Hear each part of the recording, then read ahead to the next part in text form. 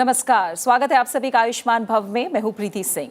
आयुष्मान भव में आज बात अपने मुंह की देखभाल की, या हम कहें ओरल हाइजीन की आज हम करेंगे। आज के दौर की लाइफस्टाइल का असर दांतों और पूरे मुंह की सेहत पर भी होने लगा है। बच्चों से लेकर बुजुर्ग तक सभी के लिए मुंह की देखभाल करना बेहद जरूरी है। अगर दांतों और मुंह की देखभाल ना की जाए तो कई तरह की गंभीर बीमारियां भी हो सकती हैं। मुंह की देखभाल में सही प्रकार से ब्रशिंग से लेकर ओरल हाइजीन मेंटेन रखना सभी शामिल है। ओरल हेल्थ के बारे में ज्यादातर लोग उस हिसाब से बात नहीं करते जैसे लोग शरीर के बाकी हिस्सों के बारे में बात करते हैं, जबकि हमारे मुंह का स्वास्थ्य हमारे पूरे शरीर को प्रभावित कर सकता है। जैसे खराब दांतों का स्वास्थ्य हमारे दिल के स्वास्थ्य और पेट के स्वास्थ्य को भी प्रभावित करता है। तो अगर आज आप भी दांतों और मुंह की देखभाल को लेकर कोई भी सवाल, कोई भी प्रश्न करना चाहते हैं, किसी समस्या को साझा करना चाहते हैं, तो आज कार्यक्रम में आप हमें कॉल कर सकते हैं। आपके सवालों के जवाब देने के लिए हमारे साथ स्टूडियो में 3 अलग अलग पैथी के विशेषज्ञ जुड़े हुए हैं। हमारे साथ है एलोपैथी विशेषज्ञ doctor Ritu Duggal, chief centre for dental education and research, AIIMS. आपका बहुत बहुत स्वागत है डॉक्टर दुग्गल। साथ ही मेरे साथ आयुर्वेदिक विशेषज्ञ प्रोफेसर महेश व्यास जुड़े हुए हैं, जो कि प्रोफेसर एंड हेड हैं department of basic principles and dean, PhD studies, all India institute of Ayurveda. बहुत बहुत स्वागत आपका डॉक्टर व्यास। मेरे साथ होम्योपैथी विशेषज्ञ डॉक्टर श्रुति गोरा भी जुड़ी हुई है, जो कि चीफ मेडिकल ऑफिसर है homeopathy, directorate of Ayush Delhi. आपका बहुत बहुत स्वागत है डॉक्टर श्रुति गोरा। तो तीनों अलग अलग पैथी के विशेषज्ञ हमारे साथ जुड़े हुए हैं, और आपके मन में कोई भी सवाल हो तो आज साझा कीजिए हमारे साथ।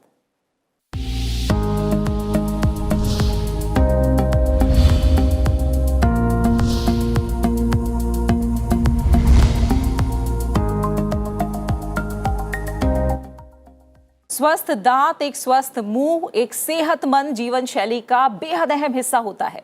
ये शरीर के बाकी हिस्सों में कीटाणु और संक्रमण को फैलने से रोकता है।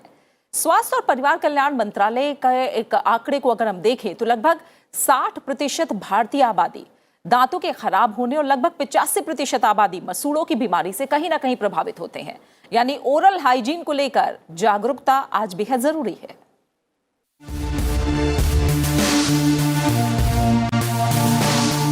कहते हैं मुस्कान व्यक्ति का सबसे बड़ा गहना होता है, और हर चेहरे पर मुस्कान तभी फबती है जब दांत स्वस्थ हों। हम अपने बालों और स्किन की केयर पर तो खास ध्यान देते हैं, लेकिन इसके साथ ही डेंटल केयर भी बहुत जरूरी है। अगर दांत पीले होंगे, उनमें कैविटी होगी या फिर खून जमा होगा, तो मुस्कान को नजर लग सकती है अस्वस्थ दांतों की। मुंह और दांतों को साफ और सेहतमंद रखकर रोगों को दूर रखना ओरल हाइजीन कहलाता है। रोजाना दांतों की सफाई से प्लाक, कैविटी और अन्य खाद्य अवशेषों को हटाया जा सकता है। इसलिए नियमित ब्रश और कुल्ला करने के साथ जीभ की सफाई भी जरूरी है। अगर हम अपने मुंह को स्वस्थ नहीं रखते तो दांतों और मसूड़ों से संबंधित कई संक्रमणों की आशंका बढ़ जाती है। जिंजिवाइटिस, दांतों में सड़न, बैक्टीरियल संक्रमण, सांसों की बदबू जैसी परेशानियां तो होंगी ही, साथ ही इससे शरीर के दूसरे हिस्सों में भी समस्याएं हो सकती हैं। दांतों की सफाई ना करने या खाने के बाद कुल्ला नहीं करने और ज्यादा चाय कॉफी पीने से दांत खराब हो सकते हैं। बहुत से लोग मीठा खाते हैं लेकिन उसके बाद कुल्ला या ब्रश नहीं करते। ऐसा करने से भी दांत खराब हो सकते हैं। दांतों पर टार्टर जमा होने से दांत पीले हो जाते हैं। साथ ही माउथ अल्सर के कारण भी ओरल हाइजीन पर बुरा असर पड़ता है। ओरल हाइजीन के लिए टूथपेस्ट से ज्यादा जरूरी है कि हम कितनी बार दांतों को साफ करते हैं। साथ ही टूथब्रश के ब्रश मुलायम हो, जिससे दांतों की सफाई भी हो और उनसे मसूड़ों को कोई नुकसान न पहुंचे। आमतौर पर डॉक्टर 3 महीने बाद ब्रश को बदलने की सलाह देते हैं। दिन में 2 बार ब्रश करना जरूरी है, लेकिन जरूरी ये भी है कि आपके ब्रश करने का तरीका कितना सही है। साथ ही सही तरीके से फ्लॉस करने से भी दांतों को स्वस्थ रखा जा सकता है। इसके अलावा ओरल हाइजीन के लिए कई और छोटी छोटी और सावधानियां भी बरतना जरूरी है।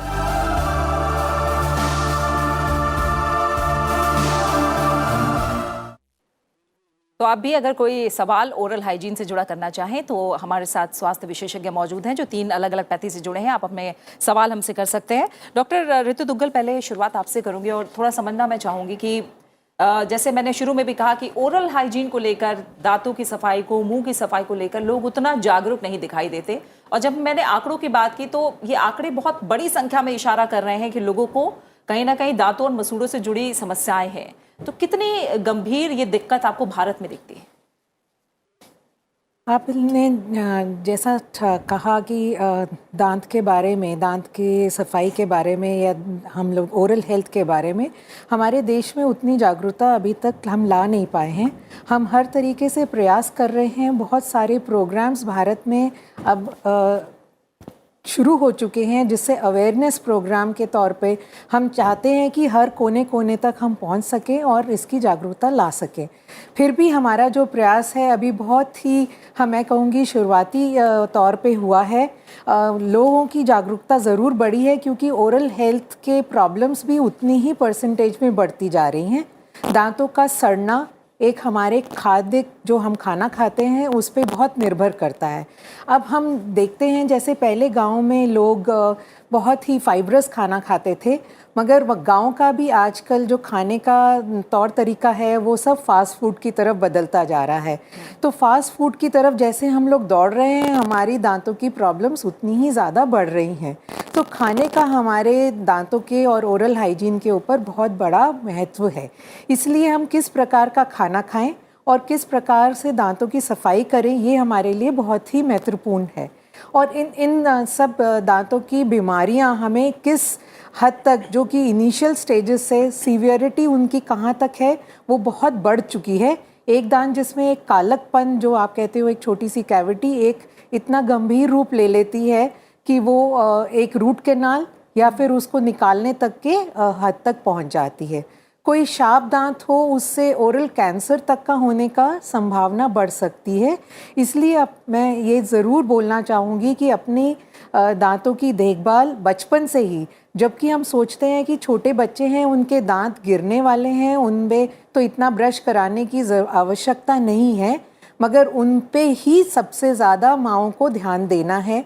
उनके अंदर एक जागरूकता बचपन से ही पैदा करनी है कि दांतों की देखभाल आपको किस प्रकार करनी है।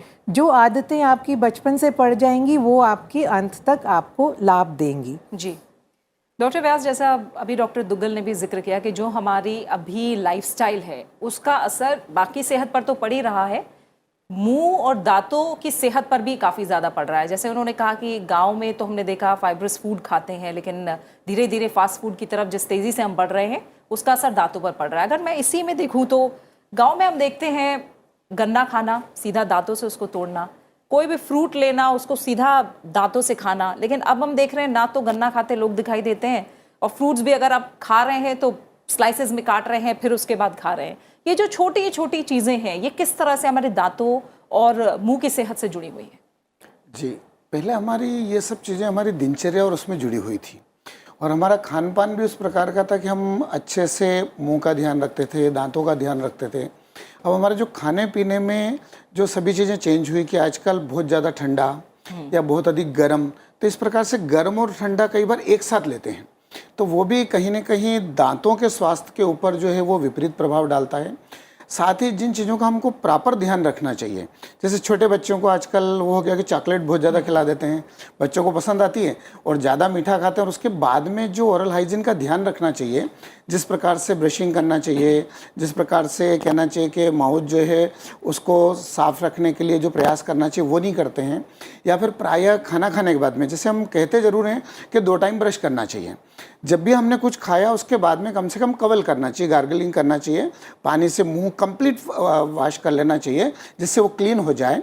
तो कहना चाहिए कि कहीं ना कहीं इसके ऊपर बहुत कम ध्यान दे रहे हैं, और ये इसका जुड़ाव केवल मुंह से ही रिलेटेड नहीं है।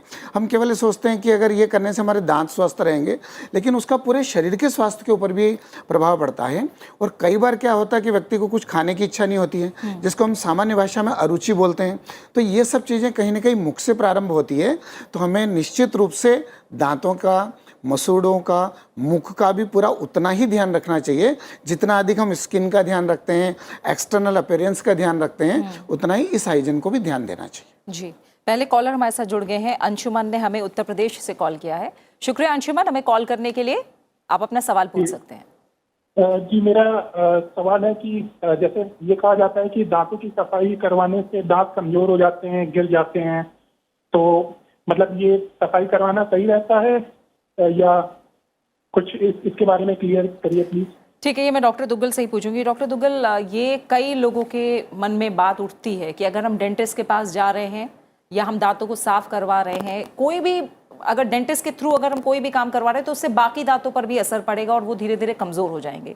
ये क्या, ये बहुत भ्रम है या इसमें कितनी सच्चाई है? देखिए, हम लोग जैसे कि आपने पहले जो कैप्शन इस प्रोग्राम के शुरुआत में चला था, उसके अंदर ही बताया गया था कि हमें रूटीन चेकअप हर 3 महीने या 6 महीने में एक बार अपना ओरल चेकअप ज़रूर कराना चाहिए।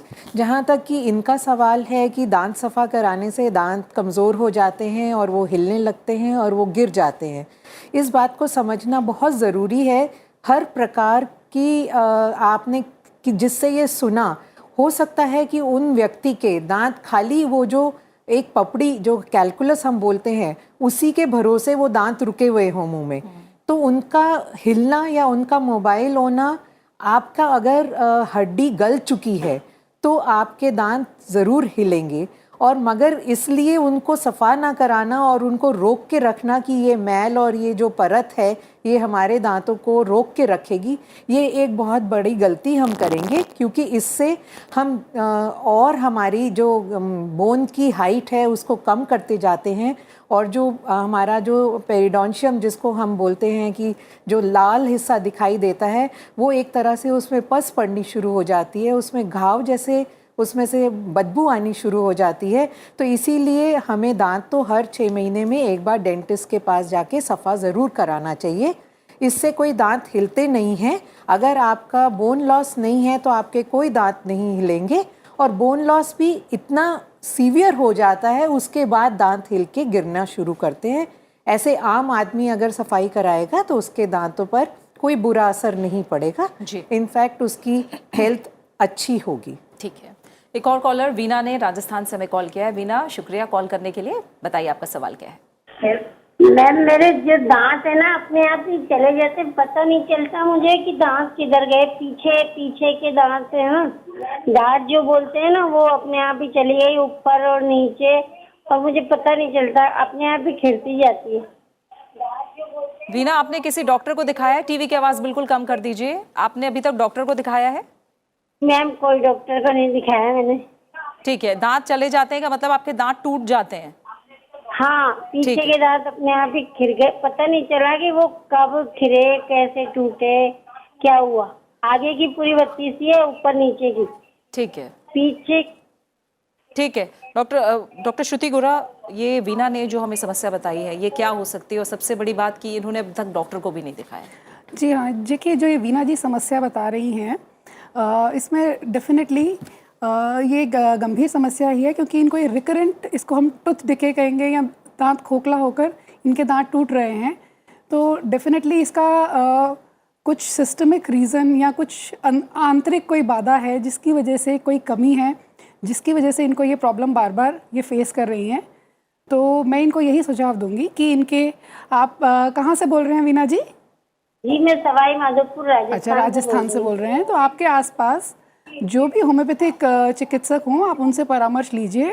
और होम्योपैथी में ऐसी बहुत सी दवाइयां हैं जो आप प्रॉब्लम बता रही हैं कि बार बार आपके दांत निकल रहे हैं, वो रिकरेंट टूथ डिके हो रहा है। तो इसमें होम्योपैथी में बहुत सी कारगर दवाइयाँ उपलब्ध हैं हमारे पास।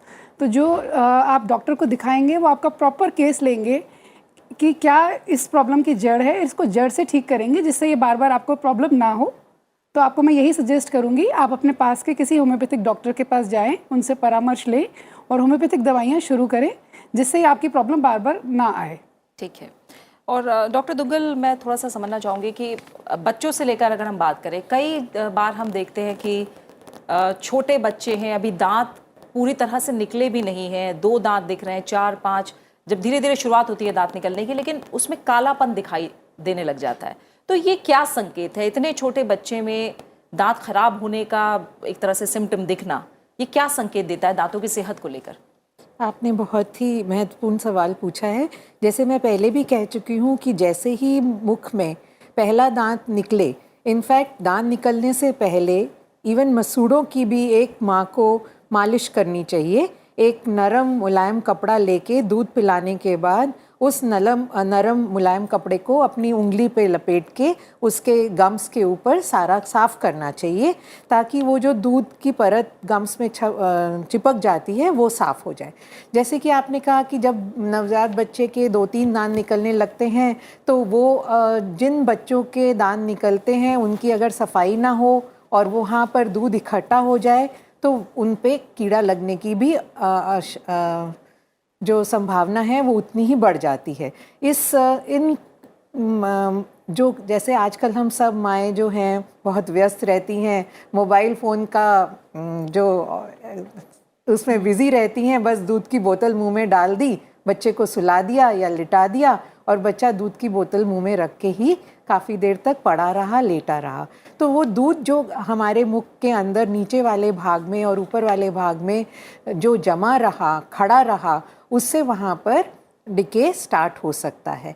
इसीलिए हर माँ को दूध पिलाने के बाद बच्चे को थोड़ा सा एक पानी का जो है उसको एक ज़रूर एंड में पानी का घूंट ज़रूर देना चाहिए, ताकि वहाँ पर कोई चीज़ जो दूध का है वो जमा ना रहे और वो साफ़ रहे। जो कि बच्चे रात को दूध की बोतल लेके लेट जाते हैं, सो जाते हैं, उनमें ये कारण ज़्यादा होता है। जैसे कि मैं बोल चुकी हूँ, ब्रश करेंगे तो आप इन सब चीज़ों को अवॉइड कर सकेंगे। तो आपको अपने ब्रशिंग के ऊपर बहुत ध्यान रखना है बच्चों को, और अगर ऐसी कोई स्थिति दिखाई दे तो अपने नज़दीकी चिकित्सक, दंत चिकित्सक के पास जाके उसका इलाज कराएं। यानी जैसे आप कह रही हैं कि सिर्फ दांत निकलने पर ही नहीं, निकलने से पहले मसूड़ों को भी कैसे साफ करना है, वहीं से कहीं ना कहीं हमारी ओरल हाइजीन शुरू हो जाती है। तो इस बात का नवजात बच्चों के साथ ही ओरल हाइजीन का ध्यान रखना बेहद जरूरी है। 2 कॉलर जुड़े हैं, आकाश ने मध्य प्रदेश से और राहुल ने यूपी से हमें कॉल किया है। आकाश, पहले आप अपना सवाल पूछिए।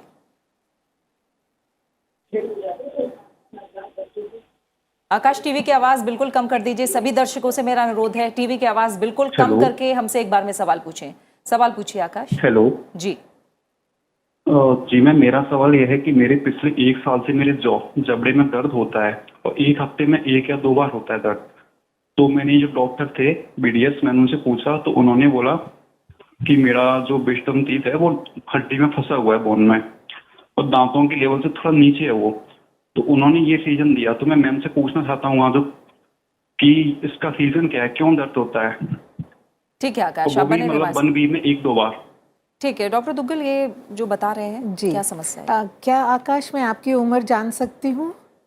जी मैं 21। तो आकाश, ये बहुत ही कॉमन प्रॉब्लम है। ये जब अकलदाढ़ निकलती हैं तो वो थोड़ा अपना एहसास और ज़रूर दिखाती हैं। आपको एक तरह का खिंचापन या हल्का सा तनाव जब वो निकलते हैं तो ज़रूर महसूस होता है। और जो आपके डॉक्टर ने, मैंने तो आपको देखा नहीं है, मगर जो मैं समझ पा रही हूँ, डॉक्टर ने बोला है कि वो दांत अभी हड्डी के नीचे है, तो उसमें थोड़ा सा समय लगेगा। सिर्फ ये देखना है कि एक्सरे करा के कि वो अगर सीधा आ रहा है तो अपने आप वो कुछ साल लेते हैं, ज़रूरी नहीं है कि वो एकदम आ जाए, ये कई साल लेते हैं धीरे धीरे ऊपर आने में। और कई बार ऐसा होता है कि कुछ दिन तक आपको अपना ये महसूस करा के एक आरामदायक आपका कुछ महीने, कुछ साल निकल जाए, फिर कुछ साल के बाद आपको थोड़ी सी तकलीफ़ हो। मगर इसमें सिर्फ देखने वाली ये बात है कि अगर वो उनका जगह है तो उनके लिए वेट करना चाहिए। अगर वो टेढ़े निकल रहे हैं और आपको इस तरह का कोई दर्द या आसपास के दांतों को वो इफ़ेक्ट करेंगे, तब आपको हम एडवाइस करते हैं कि आप उनको निकलवा दें।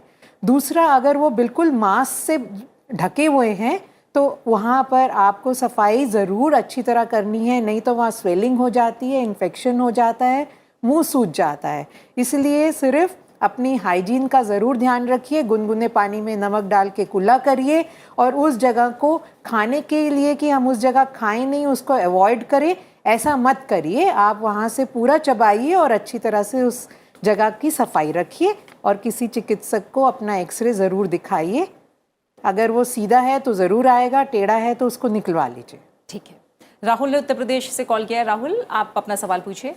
मैडम, जैसे मेरे मुंह में हमेशा छाला निकलता है बहुत ज्यादा, हर 10 दिन 15 दिन पे, और दांत में भी हमेशा पीलापन रहता है। आपने डॉक्टर को दिखाया है? जी मैडम, हर चेहरा सफाई बराबर करवाते लेकिन फिर पीला हो जाता है। ठीक और है। ये छाला हर मतलब 10 दिन 15 दिन पे होना ही है, खाने पीने में सब में प्रॉब्लम हो जाती है। डॉक्टर व्यास, ये ओरल हाइजीन है या कोई और संकेत है? देखिए ऐसा है, जो इन्होंने कहा कि दांत में पीलापन है, उसके लिए तो प्रॉपर टाइम टू टाइम में ब्रशिंग करते रहें। खाना खाने के बाद भी, विशेषकर रात को सोते टाइम अगर ये मीठा खाते हैं तो उसके बाद ब्रश करना कभी नहीं भूलें। तो इनको थोड़ा सा ध्यान रखेंगे तो एक पीलापन से तो बच सकते हैं। दूसरा, इन्होंने मेन जो इनकी एक बात बताई कि मुंह में इनको छाले होते रहते हैं, उसका संबंध कहीं ना कहीं डाइजेशन के साथ भी है। तो अगर इनकी जो डाइट प्रॉपर नहीं है, टाइमली खाना नहीं खाते हैं, या फास्ट फूड थोड़ा सा ज़्यादा प्रैक्टिस में इनके है, तो उन चीज़ों को अगर ये प्रॉपर ध्यान में रखेंगे तो, और कई बार क्या होता है थोड़ा स्पाइसी चीज़ें थोड़ी ज़्यादा लेते हैं तो उनके कारण भी स्टोमेटाइटिस या मुंह में छाले हो जाते हैं। तो थोड़ा सा अपनी डाइट ठीक रखें, जहाँ तक हो कोशिश करें घर का बना हुआ खाना खाएं, थोड़ा सा फास्ट फूड या स्ट्रीट साइड जो फूड रहते हैं उनको थोड़ा अवॉइड करें। तो इन चीज़ों का अगर वो ध्यान रखेंगे तो इन दोनों ही चीज़ों से ये बिल्कुल अच्छे से बच सकते हैं। और दूसरा मेरा ये कहने का, कई बार हम खुद ही ये डिसाइड कर लेते हैं कि नहीं मेरे को बस ये दिक्कत है, तो एक बार चिकित्सक के पास जाएं, उनको अपनी पूरी समस्या बताएं और वो जो कहें उस प्रकार से उस ट्रीटमेंट को जरूर फॉलो करें। बिल्कुल।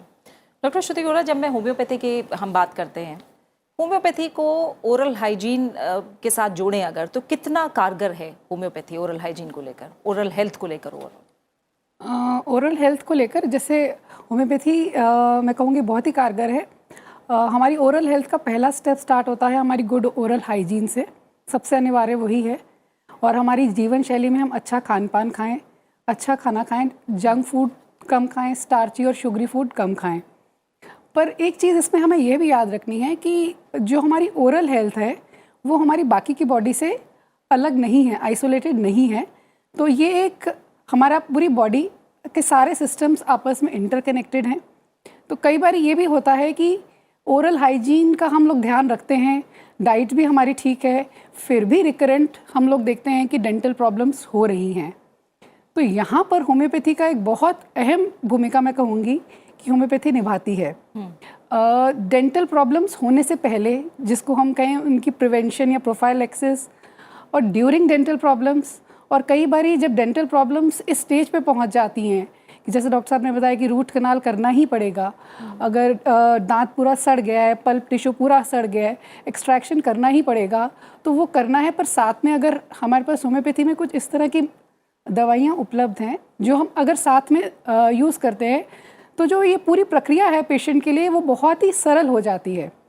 जैसे कि अभी डॉक्टर ऋतु ने बताया कि बच्चों को शुरुआती दौर से ही बच्चों के अंदर एक अच्छी आदत हमें डालनी है ओरल हाइजीन की, क्योंकि दांतों की समस्या एक दिन की, एक हफ्ते और एक महीने की नहीं है।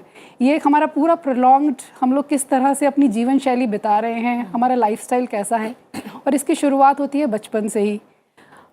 बचपन में 6 महीने की उम्र आयु से बच्चों का पहला दांत इरप्शन जनरली शुरू हो जाता है। और हमारे पास ओपीडीज़ में, डिस्पेंसरीज़ में बहुत सी माएँ आती हैं कि अब बच्चों का दांत निकल रहा है, अब ये प्रॉब्लम हो रही है। जनरली बच्चों को दस्त हो जाते हैं, बच्चों में बहुत चिड़चिड़ाहट आ जाती है, फीवर हो जाता है, तो पेनफुल होता है काफ़ी प्रोसेस कुछ बच्चों के लिए। तो वहाँ हमारे पास होम्योपैथी में बहुत ही इफ़ेक्टिव, बहुत ही कारगर मेडिसिन उपलब्ध हैं। हम लोग बच्चे का पूरा हिस्ट्री लेते हैं, माँ से पूरी हिस्ट्री लेते हैं, बच्चे का स्वभाव देखते हैं और फिर मेडिसिन प्रिस्क्राइब करते हैं। बिल्कुल। अच्छा, कई बार बच्चों में ये भी देखा जाता है कि बच्चों के अंदर टेम्परामेंटल इश्यूज़ आते हैं, जिसकी वजह से बच्चा ब्रश नहीं करता, ज़िद करता है कि नहीं मैं ब्रश नहीं करूँगा। तो वहाँ पर भी होम्योपैथिक मेडिसिन्स हम लोग देते हैं। कई बार बच्चों के अंदर थंब सकिंग की प्रॉब्लम एक बहुत ज़्यादा प्रिवेलेंट होती है, जिसकी वजह से भी ओरल हाइजीन बहुत ज़्यादा इफ़ेक्ट हो जाता है। बच्चा बार बार अपना अंगूठा चूसेगा तो बार बार उसको जर्म्स उसकी बॉडी में कॉन्स्टेंटली जा रहे हैं। तो ये थंब सकिंग एक बिहेवियरल प्रॉब्लम है जिसके अंदर होम्योपैथी बहुत ही कारगर है। और कई बारी हमारी दांत की प्रॉब्लम हमारी पूरी बॉडी से रिलेटेड ही होती है। कई बारी साइनस, जो हमारे साइनसेस में इन्फेक्शन हो गया या हमारे ईयर्स में इन्फेक्शन हो गया या हार्मोनल डिस्टर्बेंसेस हो गई, उसकी वजह से है। तो वहाँ पर हम होम्योपैथिक मेडिसिन देते हैं, तो ये ओरल हेल्थ भी सारी इम्प्रूव होती है। बिल्कुल। तो इस तरह से हम लोग पूरा केस लेकर मरीजों की, जैसे आपने कहा, बिहेवियरल भी एस्पेक्ट देखा जाता है, सारी चीजें देखकर हम लोग होम्योपैथी में एक होलिस्टिक अप्रोच रखकर, क्योंकि अगर सारी चीज़ों को देखकर, सभी चीज़ों को मद्देनजर रखकर ट्रीटमेंट करते हैं, और एक्यूट फेज में भी पेन के लिए भी बहुत मेडिसिन है, बट उसका रूट कॉज भी ट्रीट करना उतना ही ज़रूरी है कि क्यों हो रही है। बिल्कुल। आकाश ने हमें कॉल किया है, हिमाचल प्रदेश से हमारे साथ जुड़े हैं। शुक्रिया आकाश कॉल करने के लिए। बताइए आपका प्रश्न क्या है? Good afternoon Preeti ma'am and Sai doctor panel को गुड आफ्टरनून। जी बताइए। जी मैम, मैं मेरी उम्र 28 वर्ष है, हिमाचल प्रदेश का रहने वाला हूँ। मैडम मेरे 3 सवाल हैं एक्चुअली। फर्स्ट तो ये जो भी थोड़ी देर पहले मैडम ने दुग्गल मैम ने एक्सप्लेन किया कि जैसे जो हमारे विजडम टीथ आ रहे होते हैं, तो मेरे लास्ट 2 ईयर से वो विजडम टीथ आ रहे थे। ठीक है। 2020 में वो फर्स्ट टाइम आए, अभी तक वो कम्प्लीटली आए नहीं है। तो एक्चुअली होता क्या है, जो मेरा दांतों के ऊपर वो विजडम टीथ के ऊपर जो मांस है, वहाँ पे जो खाना अटक जाता है और उसको वो बार बार वो टूथपिक से निकालना पड़ता है, लेकिन स्टिल थोड़ा बहुत रह जाता है, उसकी वजह से फिर वो बदबू आती है वहाँ से बहुत ज़्यादा। तो उसको किस तरह से आगे उसके लिए प्रिवेंटिव मेजर्स हम ले सकते हैं? सेकंड सवाल मैम ये है कि जब कभी ब्रश करते हैं हम तो दांतों से मसूड़ों से खून भी आने लगता है। ठीक है। और थर्ड ये है कि I used to be a smoker, तो हालांकि छोड़े हुए 6 महीने हो गए, बट स्टिल मैम दांत अभी भी वो काले, उसका कुछ जो इम्पैक्ट है वो भी रह गया है। तो इन 3 चीज़ों के ऊपर थोड़ा प्रकाश डालेंगे आप? ठीक है। कि कैसे हम दांतों को मतलब प्रॉपर सफाई कर सकते हैं? ठीक है डॉक्टर दुग्गल, 3 सवाल है और मुझे लग रहा है ये तीनों सवाल कहीं ना कहीं एक जनरल सवाल की तरह भी है, क्योंकि कई लोग हैं जिनके मसूड़ों से खून आता है और विजडम टूथ को लेकर भी समस्या, और स्मोकिंग भी बहुत बड़ी संख्या में लोग करते हैं, उनके दांत भी खराब होते हैं। जी, तीनों के बारे में धन्यवाद। आप खुद ही अपना जो आपका सवाल है उसी में सब जवाब छुपे हुए हैं। जैसे कि आपने कहा स्मोकिंग से आपके दांत काले हो गए, तो आपको पता है कि वो कारण था और उसकी वजह से दांत के ऊपर स्टेन्स आ रहे हैं, आपने छोड़ दिया, बहुत अच्छा किया। बट अब नॉर्मल ब्रशिंग से वो स्टेन्स नहीं जाएंगे। एक बार आप दंत चिकित्सक के पास जाके अपने दांतों की सफाई करवाइए, उसके बाद उसको मेंटेन करिए। आपका मैं पीछे से आगे बढ़ रही हूँ। तीसरा सवाल मैंने जवाब दे दिया। अब दूसरा सवाल जो आपका है कि आपके मसूड़ों में खून आता है और बदबू आती है, तो खून आने का कारण मतलब कि आपके कमज़ोर मसूड़े कमज़ोर होंगे, उनमें लाली आएगी और उनमें ब्रश, सबसे पहला साइन यही है कि जब आप ब्रश करेंगे तो उसके अंदर आपका जो थूक है उसके अंदर आपको कुछ ब्लड के स्टिंग्स या उनमें लालीपन ज़रूर दिखाई देगा। तो ये एक कारण है कि आपके मसूड़े जो हैं कमज़ोर हो रहे हैं। उनका कारण आपको जाके किसी दंत चिकित्सक को ज़रूर दिखाना है। ये विटामिन सी, कई विटामिन्स की डेफिशिएंसी से भी हो सकता है। उनमें अगर नीचे कैलकुलस और प्लाक है, उसकी क्लीनिंग के बाद ये ब्लीडिंग कम हो सकती है। या और कोई अगर बहुत ज़्यादा आपको खून आ रहा है तो ये कई बार, जैसे कि मैडम अभी बता रही थी कि सिस्टमिक प्रॉब्लम से भी इतने अर्ली स्टेज पे मसूड़ों पे खून आना, पहले हमें लोकल कॉज को रिमूव करना चाहिए। अगर उसके बावजूद भी आपकी ये प्रॉब्लम बढ़ रहती है तो अब आप किसी चिकित्सक को अपनी प्रॉब्लम दिखा सकते हैं। जो पहला सवाल कि आपके विजडम टूथ अभी 20 साल के हो गए हैं, अभी तक नहीं आए, ये कई साल लग जाते हैं, मैं बता चुकी हूँ। उसके ऊपर का जो फ्लैप है, यही मैं बोल रही थी कि उसकी सफाई आपको बहुत अच्छी तरह करनी है। नहीं करेंगे तो वहाँ पर इन्फेक्शन का एक पॉकेट जैसी बनी है जहाँ खाना फंसेगा और वहाँ कीटाणु पनपेंगे और आपको बदबू और पस का वहाँ से ऊज आउट होगी। तो इसीलिए माउथ वॉशेस या नॉर्मल गुनगुने पानी में नमक डाल के हर खाने के बाद सफाई करना बहुत ज़रूरी है। आपका जो ब्रश है वो आखिर तक पहुँचता नहीं है, इसलिए ये कुल्ला करना बहुत आवश्यक बढ़ जाता है। अगर बहुत दिनों तक दांत ऊपर आ चुका है और मसूड़ा नहीं हट रहा है तो आप, हमारे पास कुछ थेरेपीज़ ऐसी होती हैं लेज़र से या उसको एक सर्जरी के रूप में हम ऊपर का वो फ्लैप हटा देते हैं और वो आपकी प्रॉब्लम ठीक हो जाती है। तो आप किसी चिकित्सक से ज़रूर जाके मिले इस लास्ट जो प्रॉब्लम आपके विजडम टूथ की है और जो खून आ रहा है उसके लिए भी। बिल्कुल। एक और कॉलर है, प्रकाश ने बिहार से कॉल किया है। धन्यवाद आपका प्रकाश, हमारे साथ जुड़ने के लिए। अपना प्रश्न पूछिए। जी प्रकाश, एक बार में सवाल पूछिए, टीवी की आवाज़ कम करके। मैम बोल रहा हूँ मैम कि मेरा ना दांत सीढ़ी पर से गिरने की वजह से टूट गया था। जी, मेरा सवाल ये है मैम कि मैं ना सीढ़ी पर से गिर गया था तो मेरा दांत टूट गया है आधा से ऊपर का पार्ट पे जी। और उसकी वजह से वहाँ पे मसूड़ों में बार बार ना मुझे ये क्या बोलते हैं, ये मसूड़ों के पास फुंसी हो जाती है, फुसरी हो जाती है, उसकी वजह से वो पक जाते हैं और स्वयं फूट जाते हैं। आपने डॉक्टर को दिखाया है प्रकाश? जी मैम, दिखाया है डॉक्टर मृत्युंजय कुमार को, जो पीएमसीएच जी। यहाँ से डेंटिस्ट क्या? है। तो जी। वो बोले कि इसको ना दांत निकलवाना पड़ेगा, लेकिन मुझे ना ये दांत को निकलवाना नहीं है, और इसके साथ साथ मेरा जो है फिजिकल मेडिकल का टेस्ट चलते रहता है वैकेंसी के थ्रू, तो मैं निकलवाना नहीं चाहता हूँ।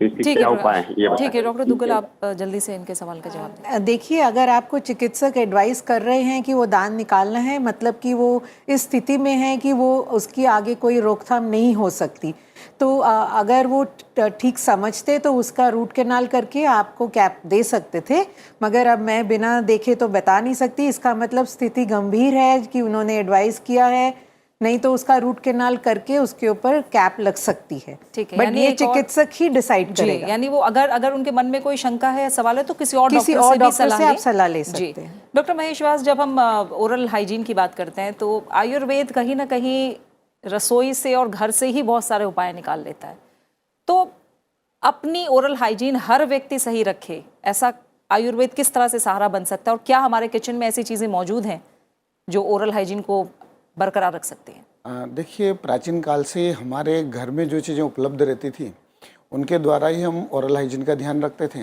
लेकिन अभी कुछ समय से हम थोड़ा सा जैसे एडवांस ज़्यादा होते गए, तब से उन चीज़ों का प्रयोग कम हो गया, माने हम नेचर से थोड़ा दूर हो गए। कोरोना काल में भी हमने देखा कि हम सब लोग फिर उनकी ओर आने लग गए थे।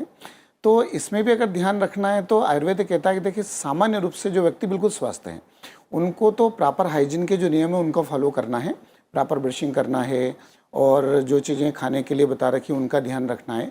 लेकिन जहाँ पर कुछ न कुछ दांत में प्रॉब्लम शुरू हो जाती है या मसोड़ों की दिक्कत हो जाती है, तो उसमें फिर कुछ न कुछ उपाय अपने आयुर्वेद में बता रखे हैं। और उसमें सबसे अच्छा आंवले को बताया है कि आंवले का थोड़ा सा अगर पानी में उबाल करके, जिसको डिकॉक्शन या क्वाथ बोलते हैं, तो कई कंडीशन में आंवले के क्वाथ से कवल करना, गार्गलिंग करना, ये करने से एक ओरल हाइजीन का हम ध्यान रख सकते हैं। साथ ही कई बार हम बड़े सामान्य रूप से प्रयोग करते हैं, तिल तेल को बहुत अच्छा बताया गया है। और तिल तेल की जगह केवल काले तिल जो हैं, कई बार हम सप्ताह में अगर एक बार या 2 बार अगर काले तिल चबाते हैं तो वो ओरल हाइजीन के लिए बहुत अच्छे बताए गए हैं।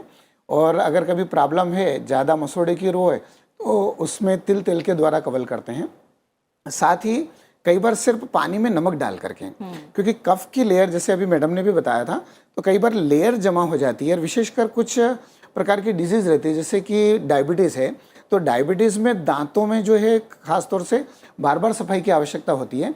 तो वैसी कंडीशन में भी थोड़ा सा नमक डाल करके पानी में गरारे करते रहना चाहिए। तो कहना चाहिए कि सभी प्रकार से ओरल हाइजीन का हमको ध्यान रखना चाहिए। जो घर में चीज़ें उपलब्ध है उनके द्वारा भी हम उनको स्वस्थ रख सकते हैं। पहले नीम आदि के दतून आदि करते थे, उनके द्वारा भी रहते थे। और एक चीज़ और सबसे मेन बात है कि आजकल जो फल खाने का हमारा तरीका है, उसको बहुत ज़्यादा छोटे छोटे पीस करके अपन खाते हैं।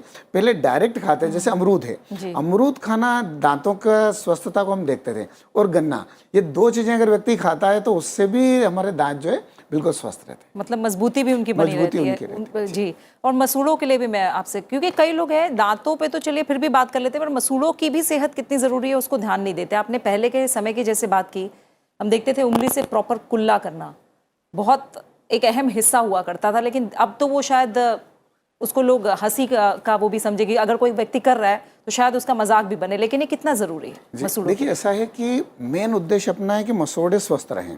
अब आज कई बार तो ये कि कुछ लोग अच्छे से ब्रश नहीं करते हैं, उनके ब्रश करने की मेथड ही पता नहीं है।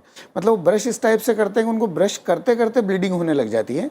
मैंने मसोड़े को कहीं ना कहीं वो ज़्यादा टच कर देते हैं या छिल जाता है। तो एक तो प्रॉपर वे में ब्रशिंग करना होना चाहिए, और उसके लिए कई चीज़ें, कई बार अगर जैसे डॉक्टर के पास जाते हैं, साल भर में एक बार दांत चेक करते रहना चाहिए, तो वो भी उनको बताते हैं कि आप इस टाइप से ब्रश करिए। और कई बार ब्रश कैसा है, कई बार बहुत ज़्यादा हार्ड ब्रश का यूज़ कर लेते हैं, वो भी थोड़ा ठीक नहीं है। और हमारे यहाँ घर में जैसे हल्दी है, शहद है, अजवाइन है, ये चीज़ें ऐसी होती जो मसूड़ों के स्वास्थ्य के लिए बहुत ही उपयोगी थी, और इनका हम प्रायः घर में प्रयोग करते थे। तो आजकल भी अगर इनका प्रयोग अगर हम करते हैं तो मसूड़ों को बहुत अच्छे से स्वस्थ रखा जा सकता है। जी, डॉक्टर श्रुति गोरा, प्रिवेंशन की कहीं ना कहीं बात होती है और हर बार ये कहा जाता है prevention is better than cure.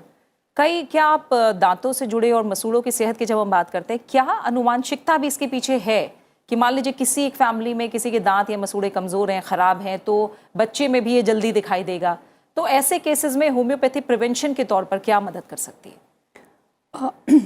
देखिए, प्रिवेंशन या प्रोफाइलैक्सिस की वो प्रॉब्लम हमारे पास आई ही ना, इसमें होम्योपैथी इस चीज़ में काफ़ी बिलीव करती है, और होम्योपैथी का जो सिस्टम है वो इसी चीज़ में है कि वो बॉडी की हमारी सेल्फ हीलिंग कैपेसिटी, जो इम्यूनिटी और रोग प्रतिरोधक क्षमता जिसको हम कहते हैं, उसको उभारने में ही काम करती है। अब प्रिवेंशन में ओरल डिजीज़ का जो ओरल हाइजीन का जो स्टार्टिंग होता है वो ओरल हाइजीन से होता है। तो जैसे बच्चों का, जैसे जब बच्चों की एज में ही जब बच्चों के दांत निकल रहे हैं, उस टाइम पर होम्योपैथिक मेडिसिन जो बच्चे लेते हैं तो उनका इजीली हो जाता है। अभी यहाँ पर काफ़ी सारे कॉलर्स ने विजडम टूथ की भी बात करी, तो होम्योपैथी में ऐसी काफ़ी सारी मेडिसिन अवेलेबल हैं। जैसे जो विजडम टूथ का इरप्शन जो पेनफुल होता है या प्रॉब्लम देकर हो रहा होता है, तो काफ़ी बारी हम लोग मेडिसिन देते हैं जिससे पेशेंट्स का वो विजडम टूथ बहुत ईजीली आ जाता है और उन लोगों को प्रॉब्लम नहीं होती है।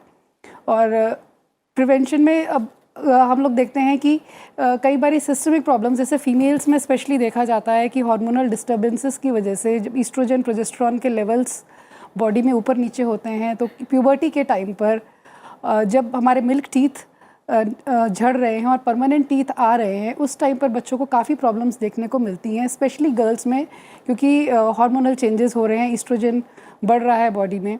उस टाइम पर भी हम मेडिसिन देते हैं। कई बच्चों के अंदर टेंडेंसी है कि दांत आते हैं और डिके कर जाते हैं, टूथ डिके की टेंडेंसी है, दांतों में कीड़ा ज़्यादा लग रहा है नॉर्मल के कंपैरिजन में, बच्चा ब्रश कर रहा है फिर भी कीड़े लगे जा रहे हैं। तो उन केसेस में तो होम्योपैथी का बहुत अहम रोल मैं बोलूँगी अपने दर्शकों को। तो ऐसे में हमें एक होम्योपैथिक डॉक्टर के पास जाएं, वो पूरा केस लेते हैं, आपका पूरा फिजिकल, आपका शारीरिक, मानसिक, पूरा आपका केस लेकर एक कॉन्स्टिट्यूशनल 2 तरह का ट्रीटमेंट हम लोग देते हैं। एक एक्यूट प्रिस्क्राइबिंग करते हैं, पेशेंट हमारे पास आया, पेन में है, अगर माउथ में एब्सेस फॉर्मेशन है, कई बार पेशेंट्स को बहुत फियर होता है, जैसे अब ये कह रहे हैं कि मैं दांत निकलवाना नहीं चाह रहा था, बट वो दांत निकलवाना अनिवार्य है। तो वहाँ पर ये होता है कि होम्योपैथिक मेडिसिन हम देते हैं, जो पेशेंट का एकदम फियर है, उसका जो पैनिक स्टेट है, डेंटिस्ट के पास जाना, पर जाना ज़रूरी है, तो वो पेशेंट का एक माइंडसेट वो रिलैक्स हो जाता है, उसको मेंटली उनकी हम काउंसलिंग करते हैं, मेडिसिन्स भी देते हैं जिससे थोड़ा टेम्परेरी पेन रिलीफ। कई बारी पेशेंट्स एंटीबायोटिक्स नहीं ले सकते हैं, किसी को स्टेरॉइड्स चल रहे हैं, कुछ भी इस तरह की प्रॉब्लम है, तो साथ में जब हम अपनी होम्योपैथिक मेडिसिन देते हैं तो ये सारी चीज़ें उनकी कवर हो जाती हैं, तो वो उनका जो पूरा प्रोसीजर है वो काफ़ी इजीली वो कर लेते हैं। और टाइम टू टाइम जब हम लोग अपनी कॉन्स्टिट्यूशनल मेडिसिन देते हैं होम्योपैथी में, तो उससे हमारी एक ओवरऑल हेल्थ, कई बारी दांतों की प्रॉब्लम की वजह से, जैसे अभी डॉक्टर साहब ने भी बताया, हमारा पूरा बॉडी सिस्टम इफेक्ट होता है जी। क्योंकि अगर हमारा माउथ हेल्दी नहीं है तो वो सारे बीमारियां हमारे बॉडी में आती रहेंगी। तो इस तरह से हम लोग पूरा केस लेकर पूरा प्रिस्क्राइबिंग करते हैं जी। एक और कॉलर हमारे साथ अनीश जुड़ गए हैं मध्य प्रदेश से, साथ ही सिद्धांत ने हमें कर्नाटक से कॉल किया है। दोनों का शुक्रिया कॉल करने के लिए। अनीश, पहले आप सवाल कीजिए।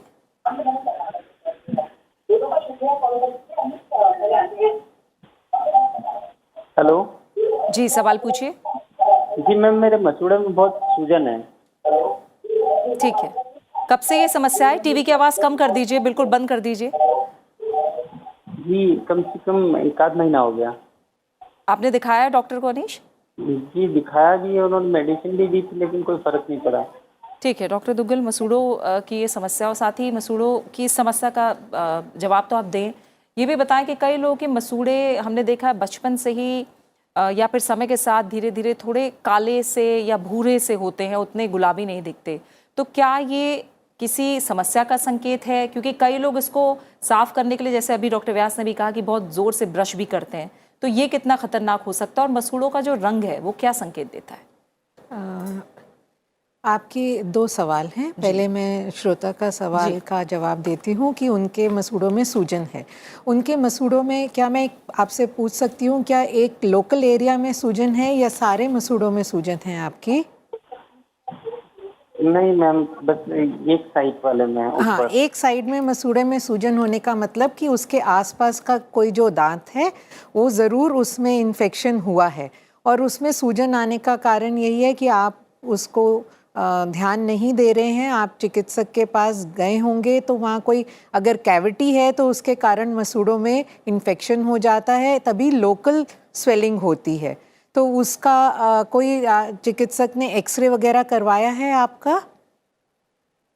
मैं पूरा पूरा ये साइड का जहाँ सूजन थी ना वहाँ पूरा कराया है। अच्छा, तो आप दो ही कारण हैं वहाँ पर, कोई लोकल इन्फेक्शन होना, तो आप अगर किसी और अस्पताल में जाके एक अपना दूसरा ओपिनियन, सेकंड ओपिनियन लेना चाहें, तो आपको दवाई दी है तो आपको फिर बुलाया होगा कि इसके बाद आएंगे तो आपका आगे कुछ कार्य करेंगे, उसमें ज़रूर कुछ आपको आगे एडवाइस दी होगी।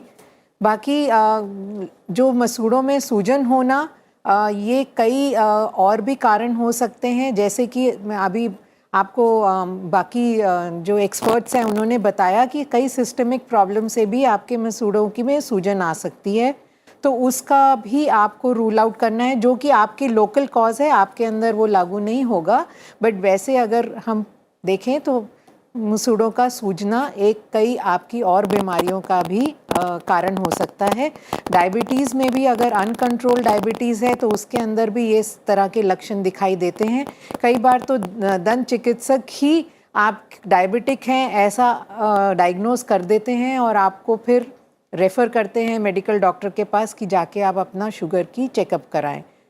जी, बाकी दूसरा जो आपका जो सवाल था प्रीति जी, जो कि काले मतलब उनका रंग पिंक ना हो के काला क्यों होता है, ये कई बार देखा गया है कि मेलेनिन जो एक हमारे शरीर के अंदर पदार्थ है जो कि आपके रंग को गोरा या थोड़ा कालेपन तक जो ले जाता है, तो गम्स के लोकल एरिया में भी अगर मेलेनिन का कंटेंट ज़्यादा हो तो कई बार आपके मसूड़े पिंक ना दिख के वो कालेपन में दिखाई देने लग जाते हैं। उसका कोई उस तरह से उपाय हम ढूंढते हैं कि इसको रगड़ के साफ़ कर दे, वो पॉसिबल नहीं है।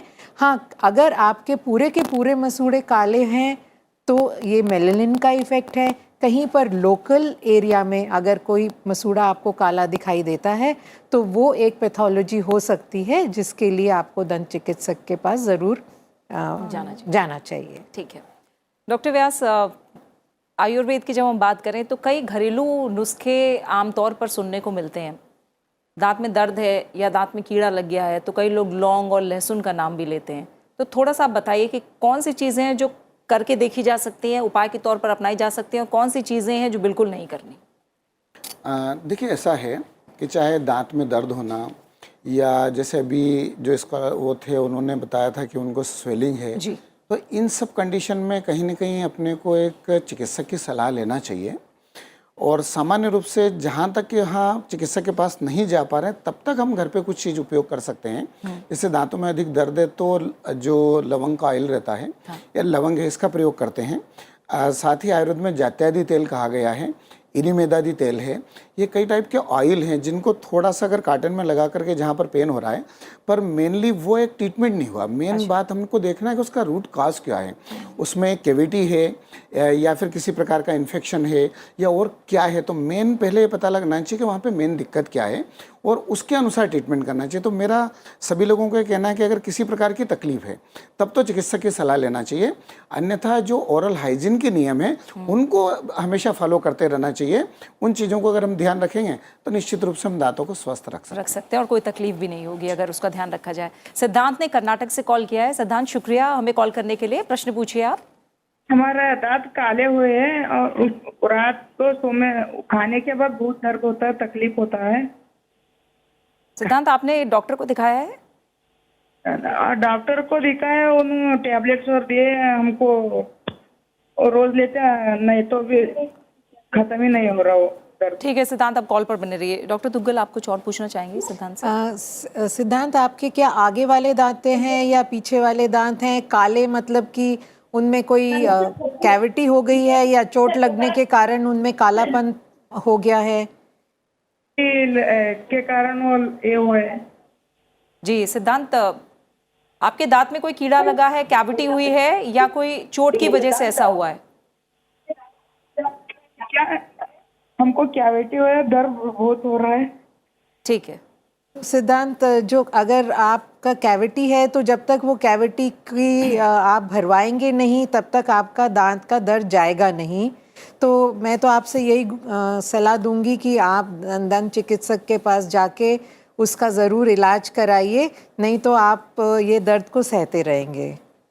ठीक है, तो अच्छे डॉक्टर को दिखाकर और जो भी प्रॉपर इलाज है वो करवाइए, वरना ये समस्या और ज़्यादा बढ़ेगी। यही सलाह है यहाँ पर विशेषज्ञों की। अख्तर ने कॉल किया, रेवाड़ी से हमारे साथ जुड़े हुए हैं। अख्तर, बहुत बहुत शुक्रिया कॉल के लिए। बताइए क्या सवाल है आपका। अख्तर, टीवी की आवाज़ बिल्कुल कम कर दीजिए, बिल्कुल बंद कर दीजिए टीवी की वॉल्यूम को और एक बार में सवाल पूछिए। हेलो हेलो, हाँ मैम नमस्ते जी। हेलो अतर जी, आपकी आवाज आ रही है हम तक। टीवी की आवाज को बिल्कुल कम करिए ताकि आपकी आवाज साफ आए और सवाल पूछिए एक बार में आप। जी हाँ मैडम, मैडम मेरी 14 साल की एक पोती है और उनके ऊपर वाले जो दांत हैं वो बिल्कुल पीले हैं और उनको खूब डॉक्टरों को हमने दिखा लिया और वे पेस्ट लिख देते हैं, लेकिन उसका कोई भी इलाज नहीं हो रहा। न डायबिटीज है, न कोई कीड़ा है, न कुछ है, खाली पीलापन है बस। ठीक है डॉक्टर व्यास, पीलेपन की समस्या बहुत लोगों में देखी जाती है। दांत पीले हैं जबकि कोई और दिक्कत नहीं है, मान लीजिए बदबू भी नहीं आती है, कोई कैविटी भी नहीं लगी है, लेकिन रंग पीला है। क्या कोई आयुर्वेद में ऐसा उपाय है जिसे अगर लंबे समय तक अपनाया जाए तो दांतों का रंग सुधर जाए? देखिए, इसका मेन कारण जो है एक प्रॉपर ब्रश नहीं करना। बच्चों की आदत रहती है कि कई बार जो भी कुछ खाया उसके बाद ब्रश नहीं करते, तो धीरे धीरे जो है दांत वो पीलापन आने लग जाता है। तो सबसे पहले तो इनको यही कहना चाहूँगा कि रेगुलर दोनों टाइम उनको ब्रश करवाएं और उसके साथ में अगर थोड़ा बहुत ये लग रहा है तो एक बार डॉक्टर को दिखा दे कि उनका मेन कॉज क्या है। और आयुर्वेद में त्रिफलाक्वाथ बताया है कि त्रिफलाक्वाथ को अगर वो कवल करते रहते हैं, अगर गार्गल करते हैं और साथ में सुबह शाम दोनों टाइम अगर वो ब्रश करते हैं, तो कहीं ना कहीं अगर सामान्य रूप से पीलापन है तो वो दूर हो जाएगा। लेकिन एक पर्टिकुलर कोई प्रॉब्लम है और उसके कारण ये हुआ है, तो चिकित्सक को दिखाने के बाद में वो जो भी कहें उसको प्रॉपर अगर ये फॉलो करेंगे तो परिणाम सही हो सकता है। ठीक है।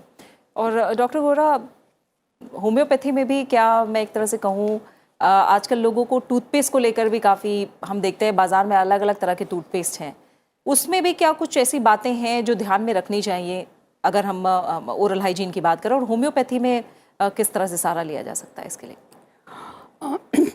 देखिए, ओरल हाइजीन के लिए टूथपेस्ट मार्केट में आजकल बहुत सारी अवेलेबल है, बहुत फैंसी नेम्स भी अवेलेबल हैं, पर यहाँ हमें एक चीज़ समझनी है कि हमें एक जो ब्रशिंग की टेक्निक है और ब्रश करना सबसे अनिवार्य वो है। अगर हम दिन में 2 बारी या अगर हम बीच में कुछ मीठा खा रहे हैं उसके बाद भी अगर हम खाली ब्रश, सॉफ्ट अच्छे ब्रश ब्रिसल से अपने दांतों को साफ़ कर लेते हैं तो वो भी सफिशिएंट है। और पेस्ट काफ़ी सारे टूथपेस्ट अवेलेबल हैं, तो फ्लोराइड युक्त टूथपेस्ट रिकमेंड करते हैं ज़्यादातर दंत चिकित्सक, वो यूज़ कर सकते हैं। नॉर्मल कोई भी टूथपेस्ट यूज़ कर सकते हैं, बट जो ब्रश करने की प्रक्रिया है अच्छे से धीरे धीरे घुमाते हुए पीछे के दांतों में भी ब्रश करना, कम से कम 2 से 3 मिनट का टाइम होना चाहिए जब हम अपने ब्रश दांतों में घुमा रहे हैं। बच्चे क्या करते हैं कि सीधा ब्रश लिया, खूब सारा पेस्ट लगाया, दांतों में करा और कुल्ला करके आ गए, नहीं, वो सफिशिएंट नहीं होता है। पेस्ट हम चाहे थोड़ा सा लगाएं, पर 2 से 3 मिनट तक अच्छे से उस ब्रश की मसाज हम पूरे अपने दांतों में करें और उसके बाद अपनी उंगलियों से या जैसे भी थोड़ा सा अपने गम्स की भी मसाज करें। क्लीनिंग करना प्रॉपर ज़्यादा ज़रूरी है, बजाय कि हम टूथपेस्ट का कौन सा ब्रांड यूज़ कर रहे हैं वो इतना ज़्यादा, मैं ये समझती हूँ कि इतना ज़्यादा उसका कोई फ़र्क नहीं पड़ता है। ब्रशिंग एटलीस्ट दिन में 2 बारी 2 से 3 मिनट के लिए आराम से ब्रश करके आराम से कुल्ला करना, वो ज़्यादा सहायक होगा हमारे ओरल हाइजीन को मेंटेन करने के लिए। और साथ ही थोड़ा सा हमें अपने डाइट में भी ध्यान देना है, जैसे कि जंक फूड से हमें बचना चाहिए। शुगरी और स्टार्ची फूड, जो मैदा हो गया या मीठा जिसमें ज़्यादा है, क्योंकि इनका जो हमें मूल कारण ये है कि जब ये हम लोग इस तरह का खाद्य पदार्थ खाते हैं तो जो हमारे माउथ में बैक्टीरिया है, वो बैक्टीरिया इस खाद्य पदार्थ से मिलकर एसिड बनाता है, जिससे हमारे जो दांत की परत है, एनामल जिसको हम कहते हैं, वो घिसती जाती है। वही सारा मूल जड़ है सारी दांतों की प्रॉब्लम्स का। तो एक तो हमें ये ध्यान रखना है, और साथ में vitamin C, vitamin B, calcium, मतलब अच्छा पौष्टिक आहार अगर हम ले रहे हैं और इन चीज़ों से बच रहे हैं तो हमारा ओरल हेल्थ वैसे ही अच्छा रहेगा। जी एक आखिरी कॉलर ललित ने हमें कॉल किया है। ललित, शुक्रिया कॉल करने के लिए। बताइए आपका सवाल क्या है। ललित, शुक्रिया कॉल करने के लिए। बताइए। हाँ मैम, मेरा ये क्वेश्चन था कि मेरे दांत में थोड़ा सड़न थी, तो फिर मैंने उसको उखाड़ना पड़ा, फिर उसके बाद उसके ऊपर दूसरा दांत लगाया। तो मेरा ये पूछना है कि मतलब इन फ्यूचर में उससे कोई तकलीफ हो सकती है क्या? और ऐसी साइड के एक दांत में और तकलीफ है, उसको भी शायद निकालना पड़ेगा। और दांत थोड़ा गैप वगैरह और आड़ी चिप्स है, तो उससे कुछ रिलेटेड कुछ इलाज है क्या? ठीक है डॉक्टर दुग्गल, अब हम जानते हैं डेंटिस्ट्री की जब बात करें तो ट्रीटमेंट को लेकर बहुत आगे बढ़ चुके हैं अब हम समय के साथ। तो कई लोगों में लेकिन अभी भी डर है कि डॉक्टर के पास अगर हम जा रहे हैं, वो टूल्स हैं या फिर मान लीजिए नया दांत लगाया जा रहा है, कब तक रहेगा, क्या आगे प्रॉब्लम करेगा नहीं करेगा, और इस वजह से मुझे लग रहा है कई लोग इलाज में देरी भी करते हैं डर की वजह से। जी, तो इसके बारे में आप क्या बताएंगे? तो इनके दो सवाल हैं। इन्होंने एक कहा है कि मैंने जो दांत लगाया है उसका लाइफ कितनी है और वो कितने समय तक इनको काम देगी। तो दांत आपने चाहे नकली लगाए हैं, मगर आपको अगर हम हाइजीन की बात करें, अगर वो फिक्स तरीके का दांत है या वो कैप है या एक इम्प्लांट के ऊपर एक कैप लगी हुई है, उसको भी हमें उतना ही अच्छी तरह से साफ़ करना है जैसे हम एक अपने नॉर्मल दांतों को करते हैं। तो उनकी भी लॉन्गेविटी या वो आपको कितने साल सर्व करेंगे, उनको भी आप उसको कितनी अच्छी तरह से मेंटेन करते हैं उस पर निर्भर करता है। अगर आपने उनका ध्यान नहीं रखा तो वो भी मसूड़े से नीचे चले जाने से वो ऊपर क्राउन अलग सा रह जाता है और वो भी कुछ दिनों के बाद टूट जाता है। मुझे अभी आपने ये स्पष्ट नहीं किया कि आपका जो रिप्लेसमेंट है वो किस तरह का है। बाकी आप अगर स्मोकर हैं तो स्मोकिंग करते हैं तो आपका जो भी रिप्लेसमेंट वाला दांत है वो एक तो अपना रंग बदलेगा, आपका खाना किस तरह का है तो आपको बार बार उस दांत को बदलना पड़ेगा। आपका उसमें स्टेन्स आएंगे, वो आप किस तरह का खाना खाते हैं उस पर भी बहुत निर्भर करता है। तो ये 2-3 चीज़ें आपको ज़रूर ध्यान रखनी है कि आप उसकी भी मेंटेनेंस आपको उतना ही ज़रूरत है। बाकी आपके टेढ़े मेढ़े दांत हैं कुछ आगे जो आप बोल रहे हैं कि मेरे इर्रेगुलर दांत हैं, तो इर्रेगुलर दांतों के लिए आप ब्रेसेस का प्रयोग कर सकते हैं, ब्रेसेस का ट्रीटमेंट ले सकते हैं। आप ब्रेसेस लेने की कोई उम्र नहीं है, इवन आप एडल्ट हैं तो भी आप उसको अपने दांतों की अलाइनमेंट ठीक करा सकते हैं। वो आपके ऊपर निर्भर करता है कि आप उसके लिए कितने जागरूक हैं और आप कितना चाहते हैं। जी, और क्योंकि ये कहा जाता है कि साल में 1 या 2 बार ज़रूर डेंटिस्ट को दिखाएं, आखिर में उसके बारे में भी जानना चाहूँगी क्योंकि दांतों की प्रॉब्लम की जब हम बात करते हैं, हो सकता है कैविटी शुरू तो बिल्कुल सुई के नोक के बराबर होती होगी और वो कई समय बाद जाके पता लगता है दर्द, तो इसीलिए जांच कराना कितना ज़रूरी है ओरल हाइजीन? जैसे कि हम अपने शुरुआती प्रोग्राम के शुरू से यही बोल रहे हैं कि हर 3 महीने में या नहीं तो 6 महीने में एक बार जाके आप अपना ज़रूर ओरल चेकअप कराएं। ये आजकल हर सेंटर में उपलब्ध है। डेंटल सेंटर एक प्राइमरी हेल्थ केयर सेंटर से लेके कम्युनिटी हेल्थ केयर सेंटर और फिर टर्शरी केयर पे तो डेफिनेटली है ही। तो अगर आप सरकारी सुविधाओं का इस्तेमाल करना चाहते हैं तो आप इन तीनों सेंटर्स पे जा सकते हैं, नहीं तो हर दंत चिकित्सक के पास जो कि प्राइवेट में हैं उनके पास भी जाके आप अपना ओरल चेकअप ज़रूर कराएं। अगर उन पे कोई आपको समस्या डॉक्टर बताता है उसका टाइमली निवारण करने के लिए उसको ज़रूर ध्यान दें, उसको निगलेक्ट मत करें क्योंकि आज की कोई भी एक छोटी सी चीज़ हमको बड़े सुविधा जो अगर है तो उसको इस्तेमाल करके उसको हम बचा सकते हैं, एक उसकी सीवियरिटी को कम कर सकते हैं। और अपना खान पान का ज़रूर ध्यान रखिए, ओरल हाइजीन का ध्यान रखिए और जो जंक फूड का है उसको जितना मिनिमम कर पाएँ, कुछ भी मीठा खाएं उसके बाद कुल्ला करें, ब्रश करें, अच्छा पौष्टिक आहार लें। इवन प्रेगनेंसी के दौरान एक माँ को अपना उतना ही ध्यान रखना है क्योंकि वो जिस तरह का खाना खा रही है, वो जिस तरह से अपनी हाइजीन मेंटेन कर रही है, आने वाला शिशु का बर्थ वेट उस पे ज़रूर निर्भर करता है। तो एक तरीके से हर जगह पे आप अपनी हाइजीन से अपने आने वाले भविष्य को उभार सकते हैं। जी बिल्कुल जी। और इसी के साथ समय यहीं पूरा हो गया है। डॉक्टर रितु दुग्गल आपका, डॉक्टर श्रुति गुरा आपका और डॉक्टर महेश व्यास, आप तीनों मेहमानों का बहुत बहुत शुक्रिया मेरे साथ इस चर्चा में हिस्सा लेने के लिए। तो देखा आपने कि कैसे हमारी ओरल हाइजीन पूरी तरह से हमारे अपने हाथों में ही है। नियमित तौर पर छोटे छोटे जो उपाय आज तमाम विशेषज्ञों ने बताए हैं, उन्हें अपनाकर अपने मुंह और दांतों को साफ, स्वच्छ और बिल्कुल सेहतमंद रखा जा सकता है और जीवन भर अपनी सुंदर मुस्कान को बना के रखा जा सकता है। आप इस कार्यक्रम को YouTube पर भी देख सकते हैं और अपनी राय और प्रतिक्रिया हमारे साथ साझा कर सकते हैं। अगले अंक में हम बात करेंगे मलेरिया की। इस मौसम के दौरान हम कई जगह मलेरिया के बढ़ते मामले देख रहे हैं, तो अगले एपिसोड में बात करेंगे मलेरिया से जुड़े हर जरूरी पहलू की। तो अपना अच्छे से ख्याल रखिए और फिलहाल मुझे दीजिए इजाजत। नमस्कार।